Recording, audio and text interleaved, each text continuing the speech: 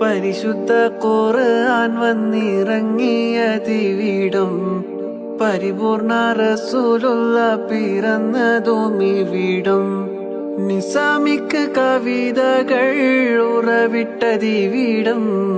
മസ്നവി കുറവയാം അറബിക്കട്ടിവിടം തുടുത്ത സൈത്തൂൻ മരത്തിന്റെ കനികളും ജറാതെന്ന കിളികളും ചൂടുകാറ്റിനൊലികളും ഇടയ്ക്കിടയ്ക്ക്